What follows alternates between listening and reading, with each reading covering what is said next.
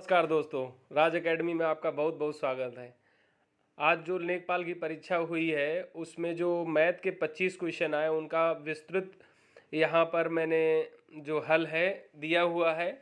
तो चूंकि इतना वक्त नहीं था कि वीडियो शूट करके प्रॉपर एक एक क्वेश्चन को लगा करके बताता और वीडियो बनाता, तो मैंने उनका सब जो सलूशन है वो निकाल करके पीडीएफ में इस तरह से यहाँ पर आपको शो कर रहा हूँ। आप वीडियो को पॉज करके उसका आराम से आंसर देख सकते हैं कि किस तरह से उसका उत्तर निकाला है। तो जैसा कि 26 का ए निकला है, 27 का जो आंसर है वो सी है और 28 का ए है। देन नेक्स्ट पेज पर चलते हैं। जैसा कि इसमें आरोही क्रम में सारे टर्म्स को रख के माध्यिका निकाला तो इसका आंसर बी है। और 30 में परिमाप दिया है, चूँकि यहाँ पर समबाहु त्रिभुज है तो उसकी सारी भुजाएं बराबर होती हैं। तो मैंने सारा विस्तृत यहाँ पर लिख भी दिया है। तो 1 बाय 1 जब उसका निकाला तो टोटल परिमाप 54 हो गया, तो इसका आंसर ए हो गया। देन इसके बाद यहाँ पर जैसे कि 31 में दे रखा है कि आयत का क्षेत्रफल पूछा है, तो आयत का क्षेत्रफल तो बहुत ही आसान क्वेश्चन है, तो इसका आंसर बी है। 32 का यहाँ पर वर्ग अंतराल की बात कर रहा है, तो यहाँ वर्ग अंतराल में जो आपको संचयी बारंबारता दे रखी थी, संचयी बारंबारता किस तरह से निकालते थे, बारंबारता का जोड़ करते थे। तो जिस तरह से स्टेप बाय स्टेप उसमें ऐड करते थे, इसमें स्टेप बाय स्टेप घटाते जाना है। तो जैसे 33 से 25 घटाएंगे तो 8 आएगा, तो यहाँ पर 33 के सामने 8 लिख लेंगे। फिर 25 से 15 घटाएंगे तो 10 आएगा, फिर 15 से 8 घटाएंगे तो 7 आएगा, तो उसी के सामने लिखते चले जाएंगे। उसके बाद सवाल कह रहा था कि सबसे ज़्यादा बारंबारता वाले के सामने का वर्ग अंतराल बताइए। तो इसमें आप देखेंगे बारंबारता सबसे ज़्यादा 10 है, तो उसके सामने का जो वर्ग अंतराल है वो 19 से 21 है, इसलिए इसका आंसर डी है। देन उसके बाद 33 में कह रहा था गुणनखंडों का योग बताओ। तो गुणनखंडों का योग का फार्मूला जो होता है, जैसे कि आपने फैक्टर निकाल लिए, तो फैक्टर में किसी के फैक्टर जैसे कि 2 इसमें 6 टाइम आया है, तो मैंने यहाँ पर एन लेके एक जनरलाइज फार्मूला बताने की कोशिश की है, उसी में इसकी वैल्यू रखी है। तो 2 हमारा 6 टाइम आया, तो 0 से यहाँ स्टार्ट करते हैं और 1 बाई 1 प्लस करते जाते हैं। तो 2 की पावर 0, 2 की पावर 1, 2 की पावर 2, इस तरह से 2 की पावर 6 लिख लिया। यहाँ 5 का 0 से स्टार्ट हुआ, चूँकि 5 एक ही टाइम है तो 5 का 1 हो गया। 7 का 0, 7 का 1, और फिर उसका जब मल्टीपल किया टोटल तो 6096 आया, तो इसका आंसर सी हो गया। देन इसके बाद 34 से 38 तक जो आपका ग्राफ का जो था पूरा, तो उसमें मैंने पहले तो सोचा कि ग्राफ बना लूं, बट ग्राफ से उतना सही नहीं समझा पाता, तो मैंने यहाँ पर सीरियल से सारी वैल्यू लिख ली।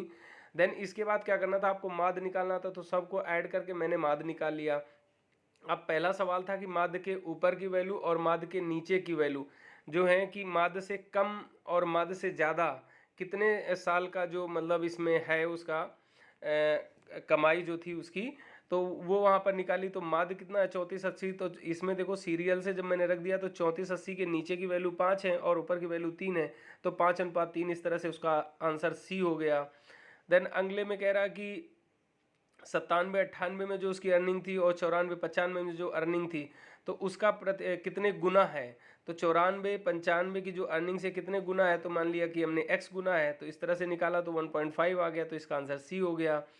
इसी प्रकार 96-97 की अर्निंग है और उसका एवरेज दिया है, तो माना एवरेज जो है 3480 दिया है, तो माना औसत x% है, तो औसत का x% है। ये पूछा था कि औसत का कितने प्रतिशत है, तो हमने मान लिया कि x% है, तो इसका x% निकाला, तो परसेंटेज की वजह से 100 से डिवाइड कर दिया, तो इस तरह से मैंने इसका आंसर निकाला। तो इसका अप्रॉक्सीमेट 124.13 आ रहा। मगर ऐसा आपके एग्ज़ाम में कोई उत्तर नहीं दिया है, तो इसका आंसर जो है 125 हो जाएगा। यहाँ पर ज़्यादातर ये इसमें जितने सवाल हैं उसका एग्जैक्ट आंसर नहीं आएगा, तो उनका अप्रॉक्सीमेट में है। जैसे कि इसमें कह रहा था कि 93-94 में इतना है और 97-98, 50-40 है, तो कितना परसेंट बढ़ गया, तो इसका जस्ट डबल हो गया, तो मतलब 100% बढ़ गया, तो इसका आंसर जो है वो बी हो जाएगा। अगले सवाल में कह रहा है कि 94-95 में 33-60 है और 95-96 31-20 है, तो यहाँ पर कह रहा था कितने प्रतिशत की हानि हुई। तो एग्जैक्ट अगर निकाला जाए तो 7 सही 1/7% आ रहा है, मगर सवाल में आपके ऐसा कोई उत्तर नहीं दे रखा है, तो इसका आंसर जो होगा वो 7% हो जाएगा। फिर अगला सवाल जो 39 दे रखा था उसमें अनग्रुप्ड डाटा दे रखा था, तो सबसे पहले क्या करना था, आपको इसमें ग्रुप्ड डाटा में कन्वर्ट करना था। इसके लिए मैंने अपने वीडियो में भी बताया था कि जब ग्रुप्ड डाटा में कन्वर्ट करने के लिए क्या करना होता है, लोअर जो उसकी सीमा होती है उसमें 0.5 घटा देते हैं, अपर सीमा में 0.5 जोड़ देते हैं। तो इस तरह जब मैंने उसको ग्रुप्ड डाटा बनाया तो उसका वर्ग चिन्ह जो मध्यमान होता है वो निकाला, तो 5 आया, और फ्रिक्वेंसी उसकी कितनी है, 20 है। तो घनत्व के लिए क्या करना होगा, बारंबारता जो उसकी आई है और वर्ग चिन्ह जो मध्यमान निकला उससे डिवाइड करेंगे। तो इस तरह से जब हमने इसको 5 से डिवाइड किया तो 5 को 20, तो इसका आंसर सी आ जाएगा। अब आयत चित्र जो होता है, आवृत्ति आरेख, ये भी मैंने पढ़ाया था कि किस तरह से जो उसमें आयत चित्र में आवृत्ति आरेख जो फ्रिक्वेंसी डिस्ट्रीब्यूशन जिसे बारंबारता कहते हैं उसी से बनता है, तो इसलिए इसका आंसर सी हो जाएगा। अब यहाँ पर अगले सवाल में कह रहा है कि कोई त्रिभुज दिया है और उसका क्षेत्रफल जो बनेगा और समांतर चतुर्भुज के क्षेत्रफल का कितना होगा। तो यहाँ पर समांतर चतुर्भुज एक वर्ग भी एक समांतर चतुर्भुज होता है, तो मैंने यहाँ वर्ग को लेकर के बताया कि जैसे कि आयत का क्षेत्रफल तो यहाँ निकाले, जब त्रिभुज का क्षेत्रफल निकालेंगे तो जब त्रिभुज का क्षेत्रफल निकालेंगे तो 1/2 आधार गुणा लंब, ठीक है। यहाँ चूंकि आधार और लंब सब बराबर ही होंगी, वर्ग लिया है तो 1/2 AB स्क्वायर हो जाएगा। यहाँ पर वर्ग का क्षेत्रफल निकालेंगे तो AB स्क्वायर भुजा स्क्वायर हो जाएगा। तो आप देखेंगे कि समांतर चतुर्भुज का क्षेत्रफल और जो उसके त्रिभुज के क्षेत्रफल का डबल होता है। तो त्रिभुज का क्षेत्रफल और उसके समांतर उसी त्रिभुज से बने समांतर चतुर्भुज का क्षेत्रफल उसका 2 गुना होगा। तो इस तरह से पूछा गया है कि समांतर चतुर्भुज का कितना होगा, तो समांतर चतुर्भुज का आधा होगा, इसलिए इसका आंसर सी हो जाएगा। अगला सवाल 42 में दे रखा है, पाइथागोरस प्रमेय लगाएंगे। तो इसमें जैसे लगाएंगे तो इसका 5 सेंटीमीटर निकल के आ जाएगा। उसके बाद यहाँ पर 43 नंबर में आपको श्रीधराचार्य का जो फार्मूला है ax² + bx + c, तो उसमें इसकी वैल्यू रख देनी है तो आप आसानी से निकाल लेंगे।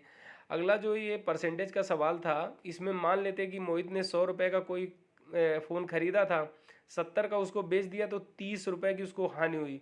मगर कह रहा है कि वो 30 रुपये लाभ कमाना चाहता है, मतलब 130 का बेचे तभी तो लाभ कमा पाएगा, परंतु मुझे उसकी फाइनल जो सेलिंग है वो बता दी गई कि 18-20 है। अब 70 को मुझे 18-20 करना है, तो मुझे किस संख्या से गुणा करना हो कि 18-20 हो जाए। तो हमें केवल यहीं पर नहीं करना होगा, हमें पूरी रो में करना होगा। जब पूरी रो में करेंगे तो हमें सारी वैल्यू पता चल जाएंगी। तो इससे पता चला कि 2600 का उसका फ़ोन था, 1820 का बेचा तो उसे 30% का नुकसान हुआ। अगर 3380 का बेचता तो उसे 30% का प्रॉफिट होता। तो इस तरह से इसका उत्तर जो है वो बी हो जाएगा। इसके बाद 45 में देखेंगे तो 45 में दे रखा है राहुल और मोहन, उनकी जो प्रारंभिक इनकम है, तो मोहन की 100 मान ली, तो राहुल की उसमें 20% ज़्यादा थी तो 120 हो गई। फिर कह रहा है कि ये मोहन की 40% सैलरी बढ़ी और इसकी 30% बढ़ी, तो अब दोनों में डिफरेंस कितना रह गया। तो चूंकि मोहन को बेस मान के पूछा गया है, इसका मतलब ये कह सकते हो कि आपके पास 140 रुपये हैं और 156 हो गए, तो कितने प्रतिशत का आपका लाभ हो गया, इस तरह से इसको समझना है। तो आप देखेंगे कि 156 140 तो 16 का अंतर आया, तो लाभ कितना हो गया 16, तो प्रतिशत लाभ बराबर क्या होगा, लाभ गुणा 100 मूलधन, ठीक है। तो इस तरह से जब इसको कैलकुलेट करेंगे तो 11.42 आएगा। चूंकि इस तरह से कोई भी आंसर नहीं दे रखा है, लगभग में पूछा है, तो इसका आंसर 11 हो जाएगा, तो इसका आंसर ए हो जाएगा। अगला सवाल देखते हैं, जैसे 46 है, तो इसमें इसका फार्मूला याद होना चाहिए, भिन्न का लासा होता है अंश का लासा बटे हर का मासा। तो 3 4 और 2 का जो लासा होगा वो 12 होगा, और नीचे कोई कॉमन संख्या है नहीं तो इसका मासा 1 होगा। इस तरह इसका आंसर 12 हो जाएगा, तो इसका आंसर डी बन जाएगा।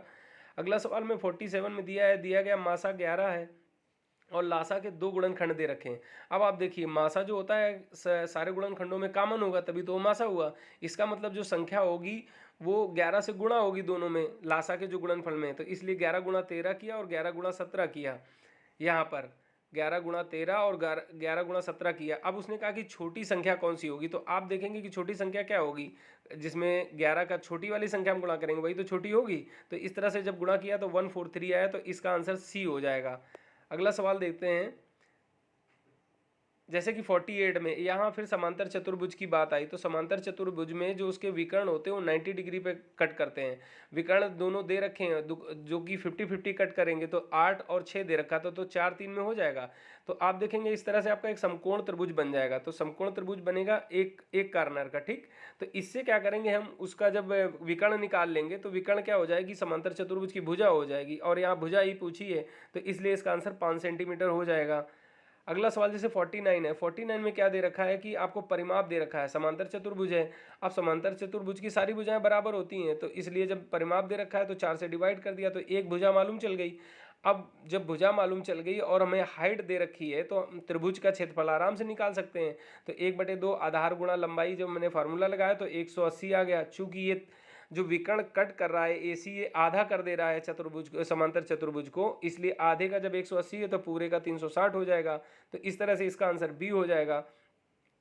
इसमें अगला सवाल जैसे कि इसमें आवृत्ति और वर्ग अंतराल का जो मैंने डायग्राम बनाया, तो आयत चित्र में वर्ग अंतराल के मध्यमान के बिंदुओं से मिलकर बना ग्राफ आवृत्ति बहुभुज कहलाता है। तो ये मैंने तो इसमें मैंने आपको आवृत्ति बहुभुज का जो फिगर भी बताया था और उसी से ये सवाल आया, तो इसमें इसका उत्तर आयत हो जाएगा। इस तरह से इसका आंसर बी हो जाएगा। तो आपका जो पेपर बहुत ही, मैथ में तो बहुत ही ईजी था, एक दो आपको फार्मूले केवल याद होने चाहिए थे। यदि फार्मूले नहीं याद भी होते तो आपके 2-3 ही सवाल छूटते, बाकी आपके सारे लग सकते थे। तो बेस्ट ऑफ लक आप सभी को, हम दुआ करेंगे आप सभी का सिलेक्शन हो जाए। Thank you.